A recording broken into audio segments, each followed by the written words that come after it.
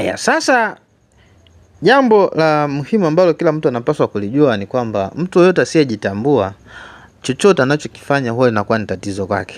Watu wanalalamika, wanasema kwamba ndoa ni mbaya, lakini ukweli ni kwamba ndoa sio mbaya, lakini watu ambao wanakuwa hapo kwenye ndoa wanakuwa wameharibika mioyo yao. Kwa ukishaharibika moyo wako, huwa mara nyingi ndoa inakuwa ni kwazo kwako. Huwezi ukafurahia ndoa, huwezi ukaishi kwenye ndoa, huwezi ukaishi kwenye ndoa kwa utulivu. Jambo la msingi ambalo kila mtu anapaswa kulijua ni kwamba mtu yoyote ambaye ameshajitambua au anajitambua hawezi akachukia kukaa kwenye ndoa, hawezi akachukia mpango wa ndoa, hawezi kuchukia kabisa kabisa. Sasa ni nini kinafanya watu wanachukia ndoa? Watu wanasema kwamba kwa sasa hivi tupo kwenye mazingira ambayo kila kitu ambacho kinaongelewa kwa njia ya kuonyesha kwamba ni kitu kibaya. Kwa watu wanachukia ndoa, watu wanachukia mambo ya imani ya nini sahihi. Kwa nini? Kwa sababu kiwa hujajitambua huwezi ukaelewa mambo ya imani, huwezi ukaelewa habari za ndoa, huwezi ukamuelewa mtu mwingine wakati wewe mwenyewe bado hujielewi. Ndio maana tunasisitiza kwamba lazima mtu ajitambue kwanza.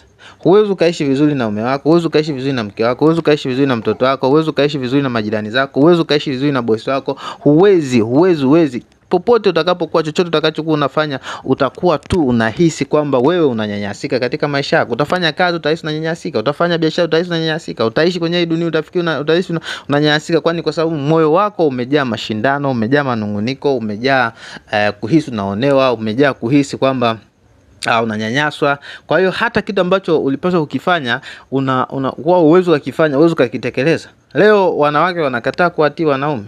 Kwa nini? Kwa sababu wanahisi kwa kumtii mwanaume anaonewa, ananyanyasika, atapigwa, atafanya hivi. Ni kweli anaweza kufanywa hivi akikutana na mwanaume ambaye hajajitambua. Lakini nguvu ya mwanamke ili apendwe, amilikishwe, awe mmiliki halali wa nyumba, ni lazima awe mtii.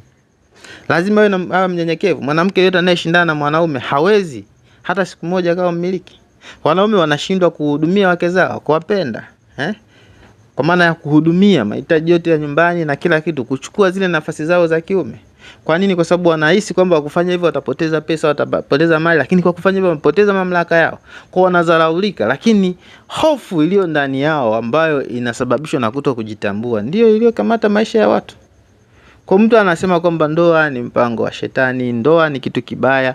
Unasema hivyo ni kwa sababu gani? Ni kwa sababu hujaelewa vizuri, hujajitambua, hujajielewa. Huwezi ukaelewa ndoa, huwezi ukamuelewa mwenzi wako, huwezi ukaelewa wanawake. Utakuwa unatoka kwa mwanaume huyu unaenda kwa huyu, unatoka kwa huyu unaenda kwa. Siku utakapojielewa utaelewa kwamba yote hivi ni mpango ambao umepangwa na unatakiwa uwepo hapa.